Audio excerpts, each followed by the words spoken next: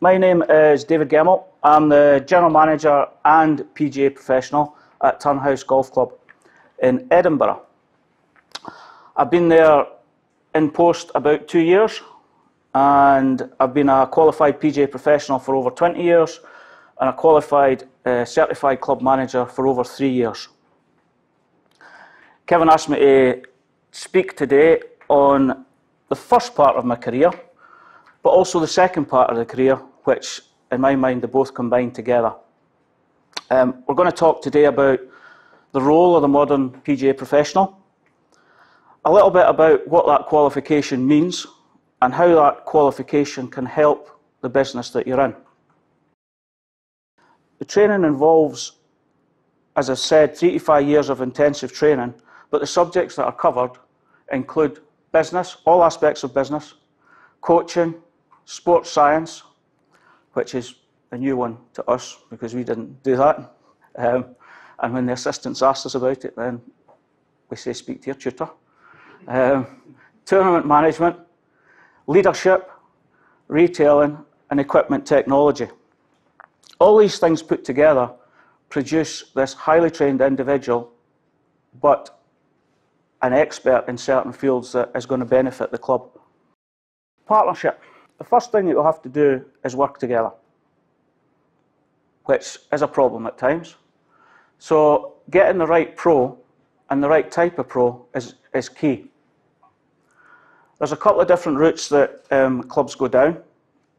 One of them is the employed route, which there's quite a few clubs in Scotland now, and probably more prevalent down south, where the clubs have taken the shop in-house and they employ the PGA professionals to do the work. And that's under an employment contract, so the guys are employed under employment law, which is important that you recognise that difference. The second and most common route is contracted. When I see adverts for PGA professionals and it says we're seeking to employ the services of a PGA professional, they're not. You're seeking to engage with the services of the company of that PGA professional. On the contracted side, you will have a contract for services or a service level agreement. Within that service level agreement, you're engaging the services of that company, not that individual. That's the bit where all clubs, most clubs, fail. They see when they're employing or engaging that they're employing that individual. They're not. The important bit about this contract or contracts for services is that you're engaging with a company and you have to have standard operating procedures and roles and responsibilities finite before that engagement takes place, so that you're both working together under the same agreed terms and conditions, so that you both become accountable. But in both cases, whether you employ a PGA professional or you contract the services of a PGA professional's company, it's important that you work together and that there is good management in place to work with that contractor to help that contractor and your business develop. By having the right roles and responsibilities and SOPs in place, that can happen. Now, a lot of people will, ideally you want to do that before the contract starts, but there'll be clubs here that have pros that don't have any SOPs in place, that don't have any roles and responsibilities in place, and would be scared to go and ask the pro to do something. But it's a mutual thing. It's about working together for the interest of his business, or her business, and the club's business. We both should be working together in the interest of the club, because the club is the bigger picture, not the individuals, and no individual at the club. So once you've got that agreement in place and you feel that you've got the right pro, as I've said, this is a highly skilled individual, that contract should include doing services for you as the club. All shop staff should be trained in green fee sales, knowing how much the green fees are for individual green fees, for societies, being able to sell them.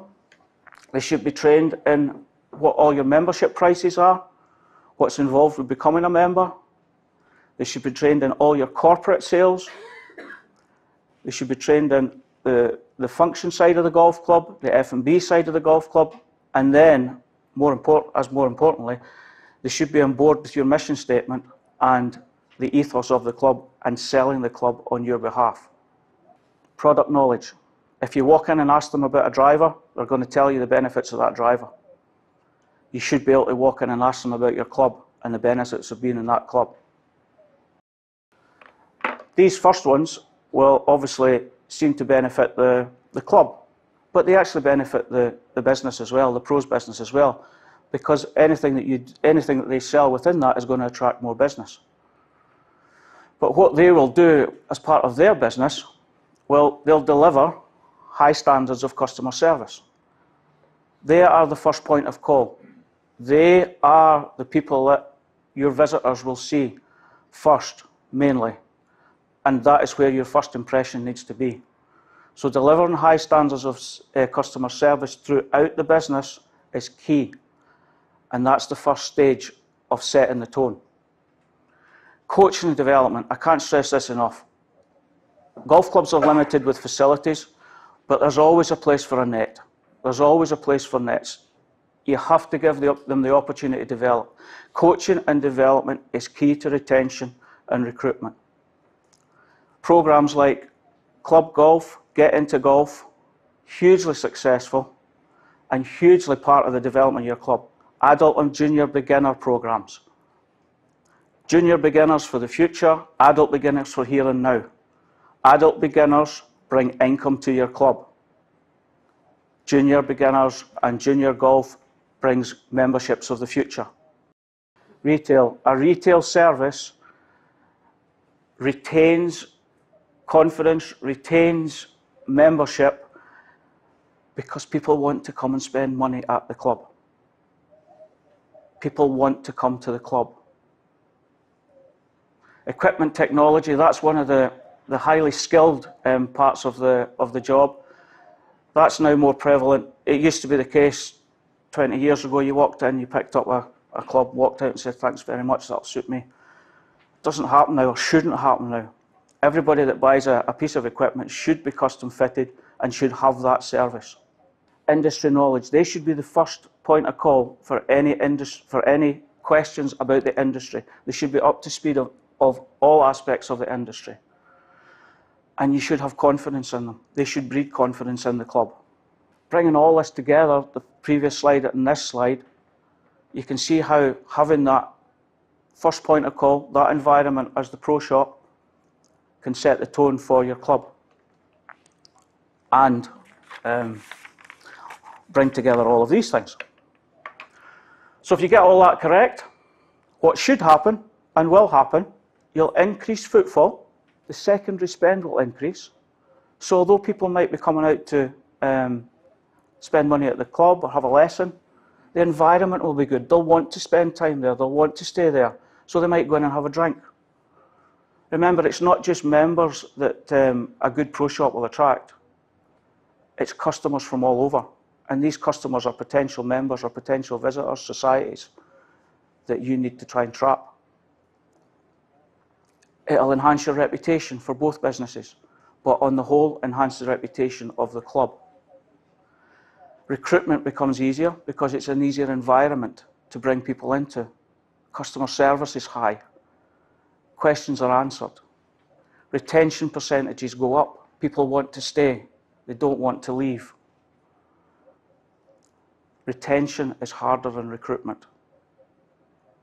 It's easy selling somebody a membership for 300 quid. It's keeping them to spend the 300 or 400 quid the next year is the hard bit. And that team in the pro shop is a big part of that retention process.